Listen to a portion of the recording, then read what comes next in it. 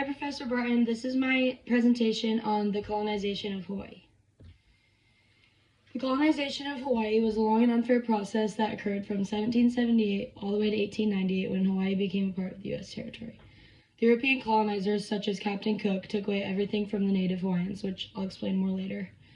But overall, the colonization of Hawaii was completely negative for the native Hawaiians. And this word, kahikau, it's a speech performance to display the grief of what the Hawaiian natives lost. My thesis statement is that the colonization of Hawaii resulted in not only culture change, but also housing crisis and unemployment. The three cultural impacts I'll be talking about is loss of Hawaiian culture, decrease in population, and loss of land. Iwi Kapuna is the word for the native Hawaiians' past ancestors and their spirits. Author Aloha Lani explains that there is a long history of the military, corporations, and individuals discrediting Native American burial sites. To the native Hawaiians, the uncoverage of the burial sites is absolutely forbidden for two reasons. First, the natives wanted their ancestors' resting places to remain unknown, and uncovering them is going against this. The natives also believed that the bones held spiritual power in them that would return to the earth while they were buried. Because many of these bones have been uncovered, the spiritual power has been lost. Hawaiians are very upset about this, and their cultures and beliefs are being disregarded. The ignorance of white people who do not understand the Hawaiian culture is another problem that allows for maltreatment of natives. In an interview of a non-Hawaiian shopping at a Walmart in Hawaii, the shopper says, "It doesn't make sense to me to keep this ground vacant just because someone's buried down there, especially people that nobody now living ever knew." This neglect of Hawaiian culture was only made possible because of the original colonization of the land and the forced changes that the Hawaiians were put through. Author Andrew Bushnell, who writes about the population decline in Hawaii, begins his journal by including a quote from Hawaiian scholar S.M. Kamikau.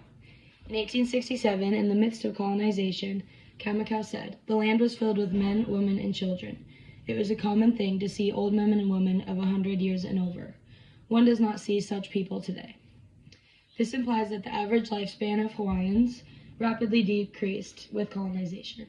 One factor that caused this decrease in lifespan length was the spread of disease in Hawaii from Europe and America.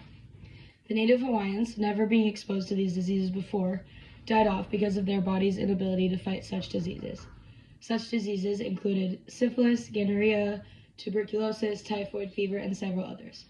Bushnell explains that there is little doubt that venereal diseases were introduced into Hawaii by Cook's men in 1778. The leading form of spreading of these diseases was the intermixing between colonizing men and native Hawaiian women. Upon the return of colonizers 7 years later, the Hawaiians had warts, ulcers, tumors, swelling, blindness, and more. The native Hawaiians had neither the immune system nor the resources to combat these diseases, therefore killing off a lot of the population. If the population did not die, they were living with horrible conditions. Western colonizers forced native Hawaiians to switch from communally owning the land to individually owning the land. However, this method was incredibly unfair because foreigners ended up getting control of the land instead of the Hawaiian people. Hawaiian natives had a relationship with the land, and that was taken away with colonization.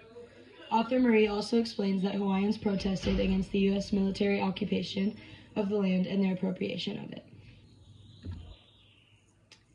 How has this led to a housing crisis today? There's a massive housing crisis in Hawaii because of the increasing population of rich non-natives who live in Hawaii to live in paradise.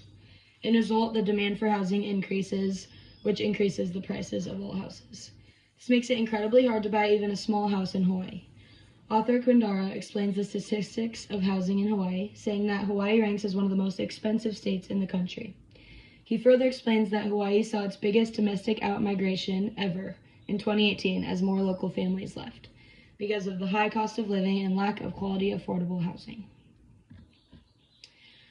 The colonization also led to unemployment. According to author Marie Aloha Lani, residents in Molokai were forced to quit their jobs because of the implementation of a new hotel on their land. Although Molokai residents tried to resist this, they lost the battle. Marie says in a single day, 4.3% of the island's workforce lost their jobs. As more and more civilization is being added to Hawaii, Native Hawaiians are losing their jobs because the place at which they are working will no longer exist. This is especially an issue because of the housing crisis, and Native Hawaiians need money to be able to live in a house. So, in result, a lot of Native Hawaiians are becoming homeless. How we can help. I believe that awareness of both the colonization process and the ignorance and white supremacy that has happened and is continuing to happen will make a difference.